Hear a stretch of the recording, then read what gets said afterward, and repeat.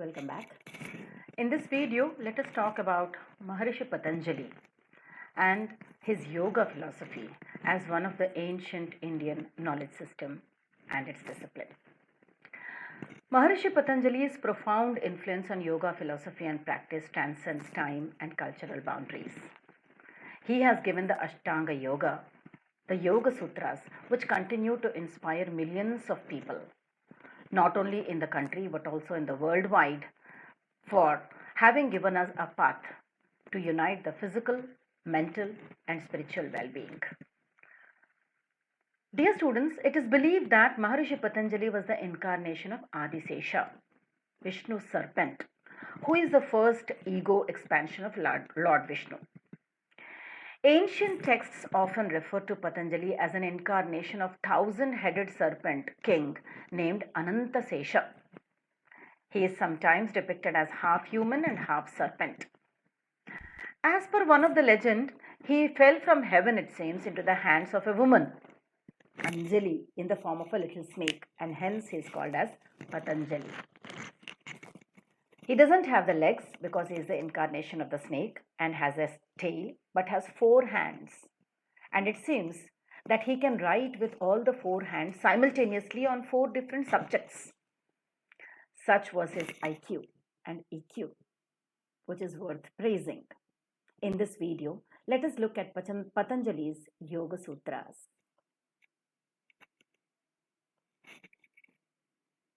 Yoga is a profound spiritual and philosophical discipline that originated in ancient India.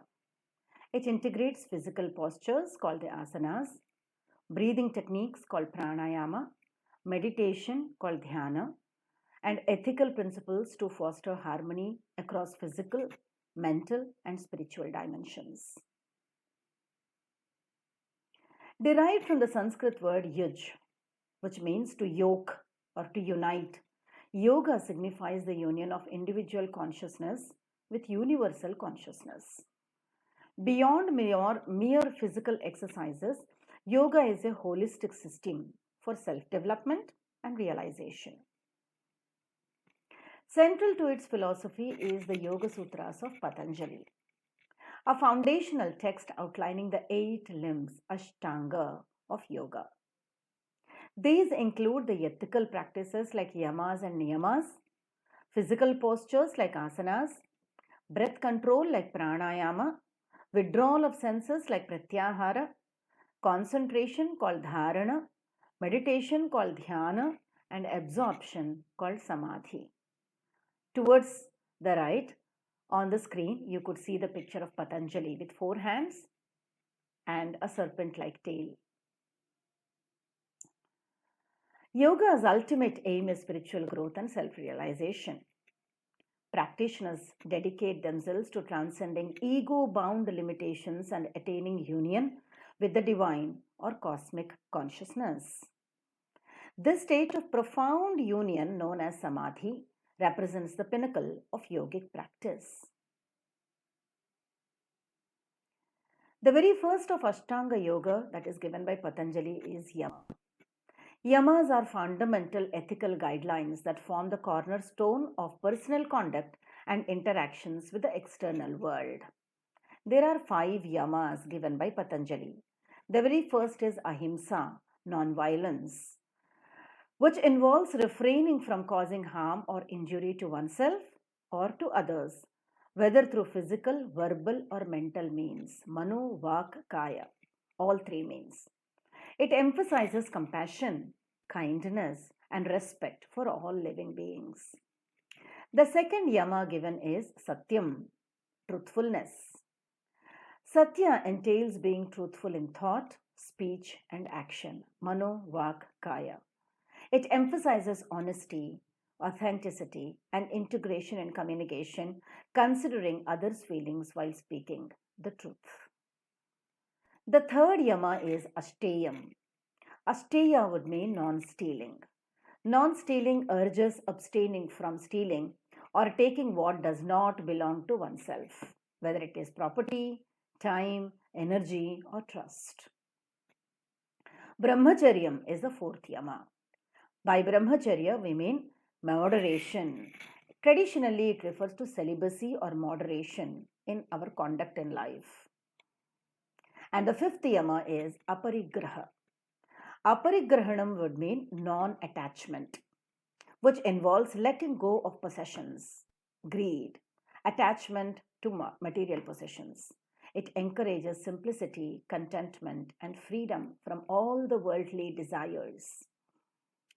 These yamas, ahimsa, satyam, ashteyam, brahmacharyam, aparigrahanam, foster self awareness, compassion, and spiritual evolution. These five yamas with ahimsa, satyam, ashteyam, brahmacharyam, and aparigraham are the foundations of yoga.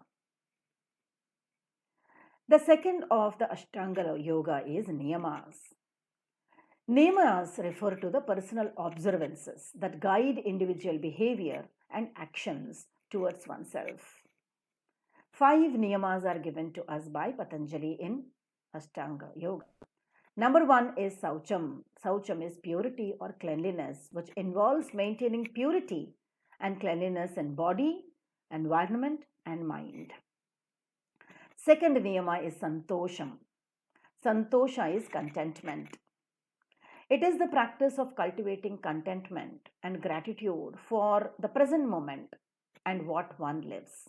It fosters inner peace, happiness, and equanimity by accepting life as it unfolds without craving for anything. The third niyama is tapas. Tapas is discipline or austerity. Self discipline and austerity are essential to overcome the obstacles and cultivate positive habits. It includes fasting, self reflection, and regular yoga practice to foster spiritual growth. Swadhyaya is the next niyama. Swadhyaya is self study.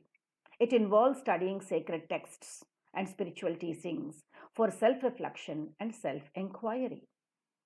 Ishvara Parinidhana is the fifth niyama, which is surrender to the divine, to the higher power, to the divine consciousness with trust, humility, and devotion. The niyamas provide a framework for cultivating inner values and qualities that support spiritual growth, self realization, and inner peace. The niyamas are Saucham, Santosham, Tapaswadhyaya, and Ishvara Parinidhana. Both yama and niyama are essential for us to maintain a disciplined life. Yama with ahimsa, satyam, asteyam, brahmacharyam, and aparigraha is the yoga on the outer world and outside. While niyamas with saucham, santosham, tapas, swadhyaya, and ishvara parinidhana are the yoga on the inside or the inner world within us. Both yamas and niyamas are essential for us to maintain a sort of peace with body and with mind. Once we have achieved peace, the third limb of Ashtanga Marga is asanas. And asanas are the way in which we sit. As would mean to sit or to be present. And the term asana is a comfortable seated posture for meditation. They prepare the body and the mind for meditation and spiritual practices. As a result of the regular practice of asanas, physical, mental, and emotional benefits are being bestowed, fostering us health, vitality, and overall well being in body, mind, and spirit.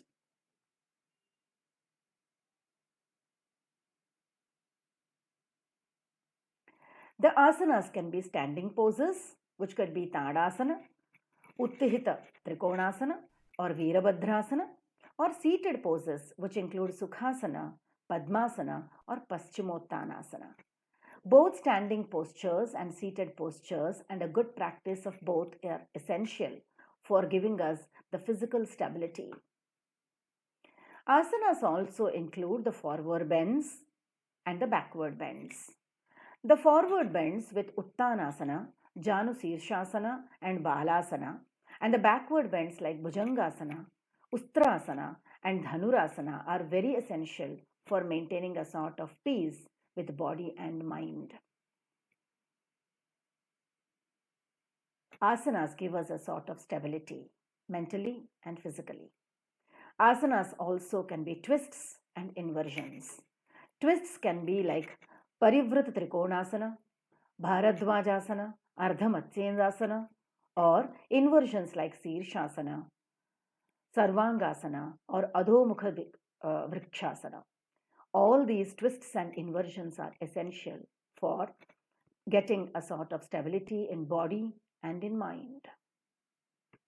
Once the body and the mind are stable, then we go to the fourth limb of Ashtanga Yoga, which is pranayama.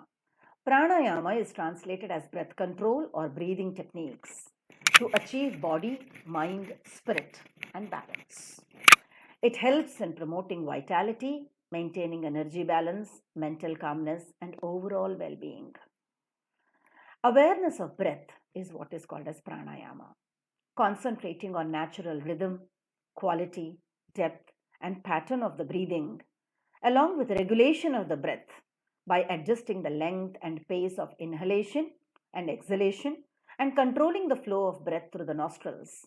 Pranayama helps us in great concentration. And different types of pranayamas are there like Surya Bhedam, Ujjayi, Shitakari, Shitali, Brahmari, Bhastrika, Murcha, and Plevini, which help in maintaining a sort of mental balance. There are several types of pranayama that Patanjali talks about in detail, like Dirgha pranayama, Ujjayi pranayama, Nadi Shodhana pranayama, which is also called as Anuloma and Viloma pranayama, Kapalabhati or skull shining breath, Brahmari or Bri breath, which are helpful for giving us mental balance and peace. There are a number of benefits of pranayama with prana, apana, udana, samana, and vyana, the pancha pranas within our body. They help in improving the respiratory function and lung capacity within us. They increase oxygen of blood and cells. Pranayama balances the autonomic nervous system and reduces stress. It enhances mental clarity, focus, and concentration. Pranayama stimulates prana flow in the body and purifies the nadis. The breathing techniques, if you are doing for the first time, dear students, always should be done under the guidance of a qualified yoga teacher for a safe and effective practice and also get the physical health, mental well-being, and spiritual growth. Definitely, pranayama has got the transformative powers of pranayama, but do under a qualified yoga teacher. The next of the Ashtanga Yoga is Pratyahara. Pratyahara is the withdrawal of the senses, which is very essential for the intentional withdrawal of the control of the senses for the mind, for developing concentration, dharana, and meditation, dhyana. What are the next two things? Pratyahara is a conscious disengagement from all the sense organs and concentrate on breath awareness, visualization, and practices involving the sensory deprivation. Through consistent efforts, practitioners may achieve greater mastery over the senses, and that is one of the reasons why we close the eyes, because eyes are the culprits to take us outside. So close the eyes and withdraw from the senses. All the five senses like eyes, ears, nose, tongue, and skin. Withdrawal from all these senses into the internal world is pratyahara, which leads to meditation or dhyana. Dhyana derives from the Sanskrit word dhyayi, which encompasses meanings such as to contemplate, to meditate, or to think deeply, so that we get a stillness and concentration. The object of meditation can be there like with a mantra or a chakra or the breath itself, or maybe a symbol, a candle, or a sacred image. Anything can be kept for dhyana or meditation. The practitioners get inner peace as the dhyana time increases, tranquility, and expanded awareness. Ultimately, dhyana paves the way to the eighth and the final limb, samadhi, which is the highest state of consciousness and the union with the divine. Dhyana is the real meditation, which leads to dharana, which is concentration and focus. Dhr is the Sanskrit root which means to hold or to concentrate. So dharana will mean dharanati iti dharana. Dharayanti iti dharana. So this dharana or concentration can be on a precise object like a mental construct like mantra, chakra or visualization, or a candle, flame or anything. This leads to nurturing of mental stability, clarity, unification of mind. Dharana ultimately leads to samadhi, which is the disambiguation. Samadhi is often described as a state of profound absorption, bliss, and realization of the true nature, derived from the Sanskrit root sam, which means together or integrated, and adhi, which means to place or to set.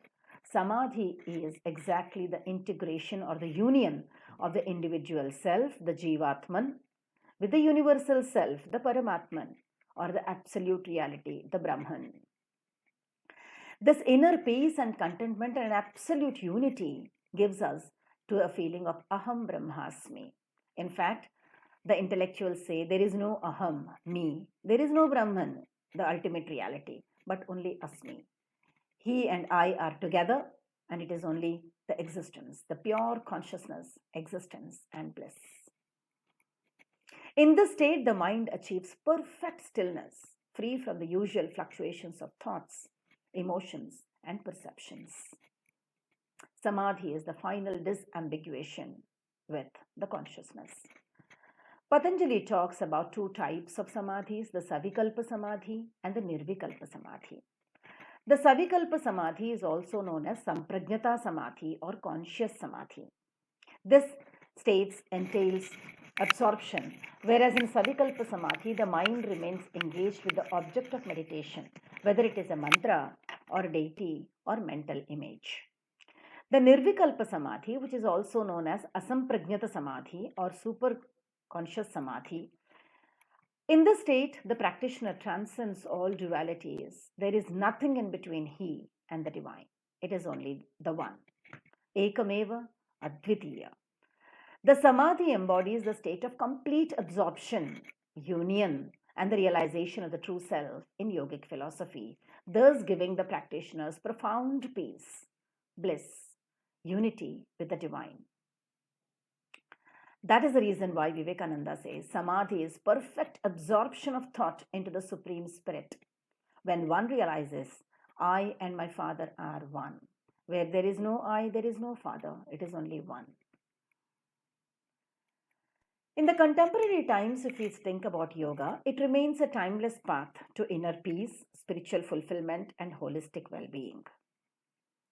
Its teachings continue to inspire countless individuals worldwide, offering transformative insights into the nature of reality, consciousness, and the self. It stands, in fact, as a testament to the enduring wisdom of ancient Indian philosophy, guiding the seekers on a journey towards profound spiritual harmony and realization. Yoga is an expansive and multifaceted discipline that bestows profound benefits upon physical health, mental well being, and spiritual growth. This is one of the reasons why the entire West is now towards the East, especially to India, for learning yoga. The West has the material growth, the physical development, but lacks the spiritual profundity, which is only in yoga. Embraced by millions globally, yoga continues to evolve and adapt to contemporary needs while remaining firmly rooted in its ancient wisdom.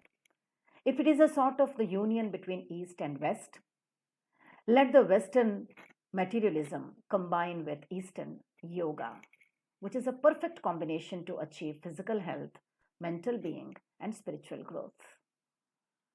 Thank you very much for being a part of this beautiful discussion on yoga. I hope you have enjoyed it. Let's meet in the next video. Bye from my side today. Namaskaram.